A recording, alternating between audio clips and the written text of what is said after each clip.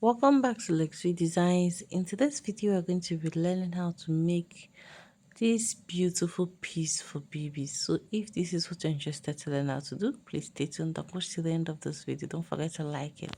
Thank you.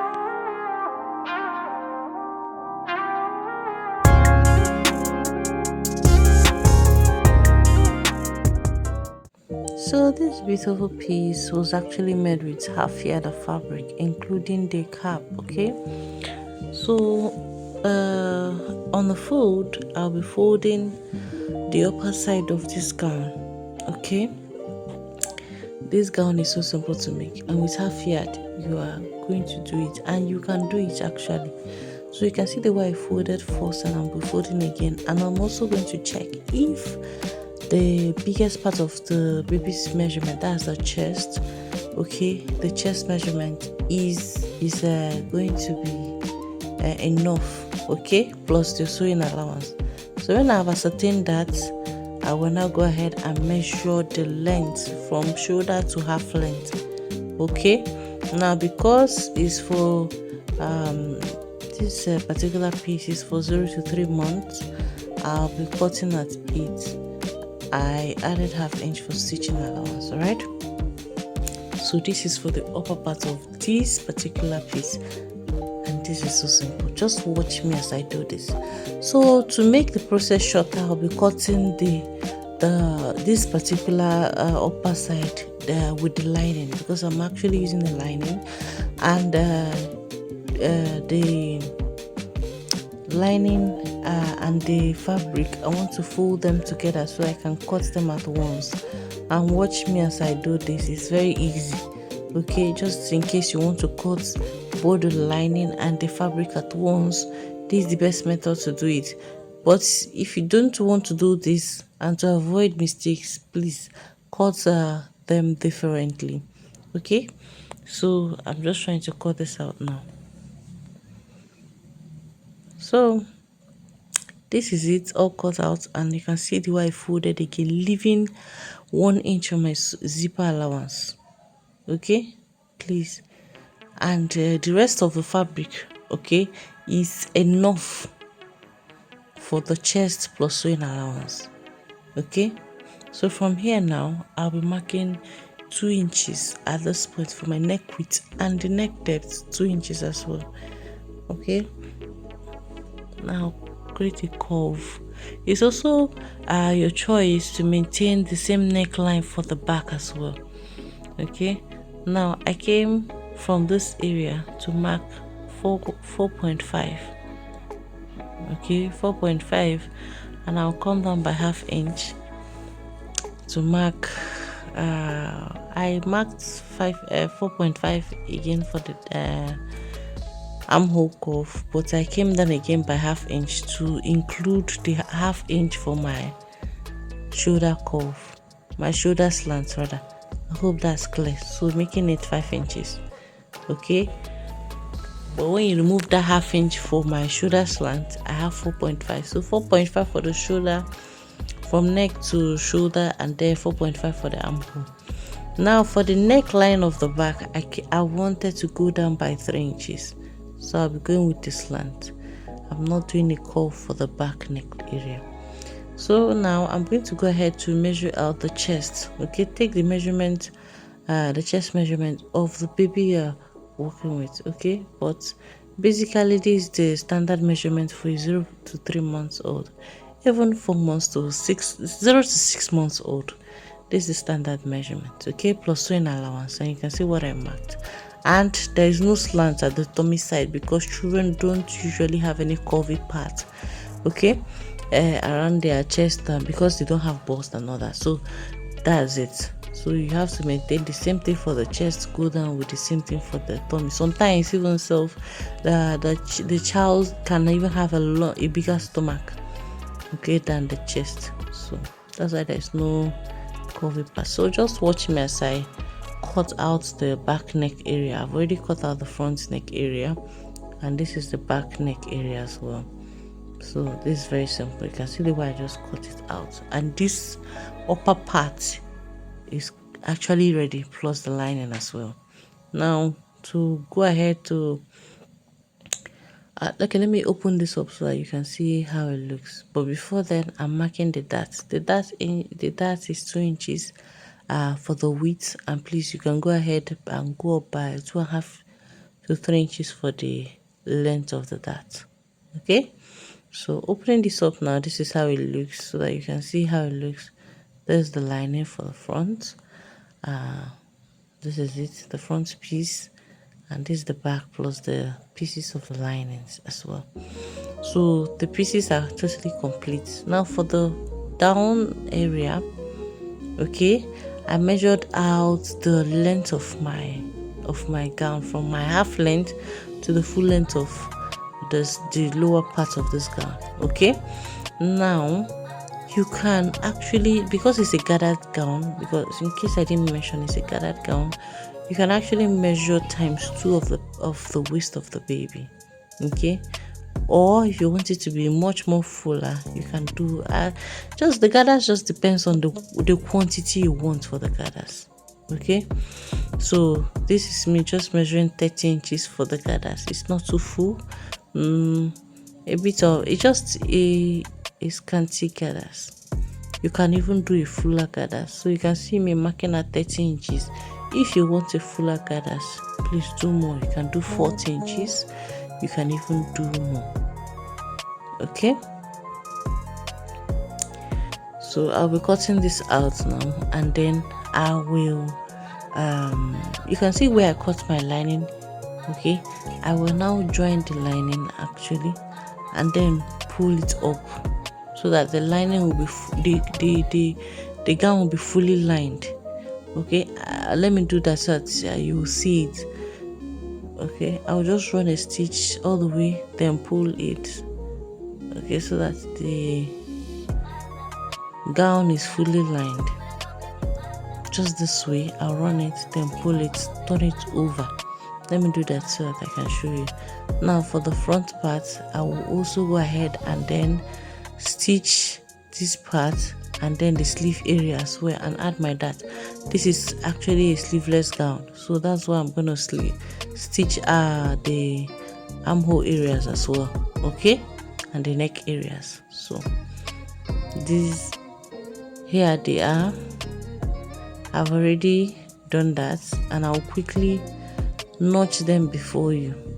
But before that, see what I'm talking about. The lower part is fully lined, and I flipped it over as well. Okay, you can go ahead and give your own a good press. And I've also run a straight stitch that I'll be pulling right before you to achieve the gathers.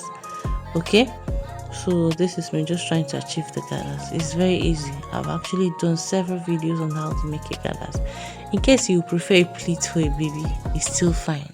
A pleat works fine and is beautiful as well. And don't forget that to achieve this particular gown, what we used was a half yard of fabric, and this half yard is actually by 60. This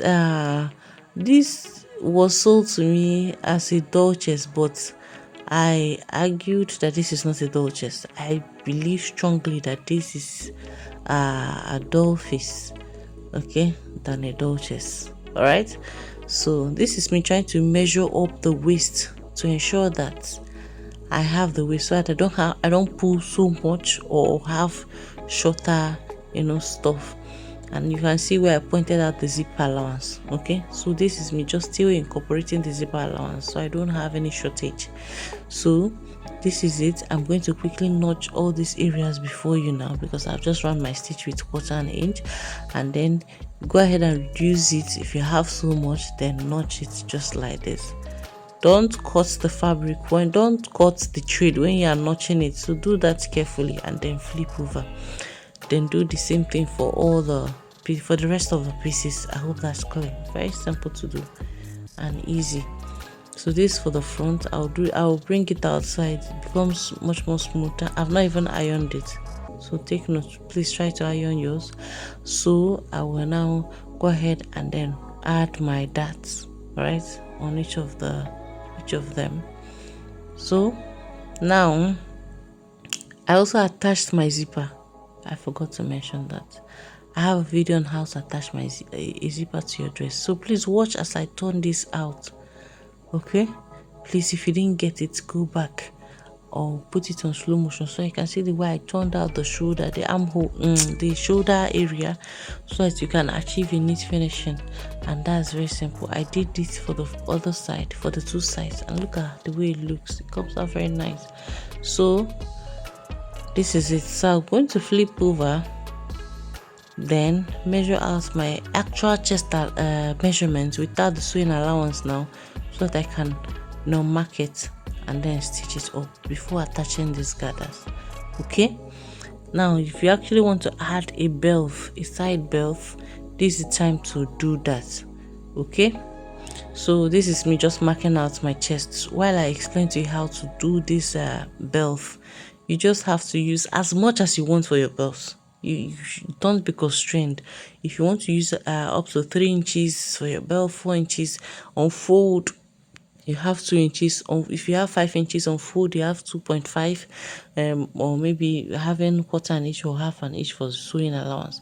So me, I'm just using 2 inches on fold. I'll have 1 inch. Okay, 2.5 inches, having quarter an inch for my sewing allowance. So I'll be attaching my my belt, my side belt, before stitching up these marked lines that you're seeing here now. Okay, so this is me just inserting my belt. Okay, very easy. You can see the way I'm inserting it. Insert it so that it is not too low. Okay, towards the end of where the gather should be. No, don't do that. Don't make it too low. Just put it high a bit, and then pin it so that when you're running your stitch, you run across it. You double stitch on this across the belt so it holds firmly. So do the same thing to the other side. And this particular belt is quite easy to create. It's just you running a straight line actually on maybe this is to achieve this. This is 1 inch on fold, that's 2.5. Okay, 2.5 inches, fold it, then use quarter an inch to or half an inch to sew. Okay, so you have 1 inch left. Okay, so this is me just pinning this down, and then I'll run my stitcher across this. Okay, then bring it back and show you how to attach the lower end of this particular gown. It is very, very easy. So you can see it properly attached. Now at this end, I've also loosened up the zipper area, because at this zipper area, this will be where I'll start from one end to attach this particular gathers till I get to the other end, just as shown here. Very, very easy. Okay, so I'll just start from this end and then run my stitch across around the whole dress round. This is 1-piece gathers and it's very simple. You can do 2-piece gathers when you want to add a belt. Okay, if you don't, add a pocket rather, please, or even add a belt at the lower side, because you can also add your belt at the sides, at the hip areas, but it's best at the waist. Okay, so this is it. So I've attached this lower end. Now the next thing to do is to close up your zipper. Okay, just like this, and flip to the back. Okay, then stitch up where you want your zipper to stop. Where you want the zipper to stop, just run a stitch down from that end. Okay, and leave the sides that you want to have zipper. Okay, I'll run a stitch down, then bring it back. So this is it. I run the stitch down and you can see the sides are open. Now I'm going to flip this zip this side and continue to run my stitches just on both sides and cut out the excesses, double stitch on it, and that's it for that zipper. Okay, so if you want the plain gown without any much decoration, I've not yet ironed out, which is wrong. Please iron out yours. If you want it without any decorations, or anything to beautify your gown is actually ready now. But me, I want to actually beautify this gown, so I made some bows and then I'll be attaching all this to the gown. Okay, very, very beautiful and easy to do. So I'll be using this candle gum, okay, and I'll rub it very well on it, so it's firmly attached.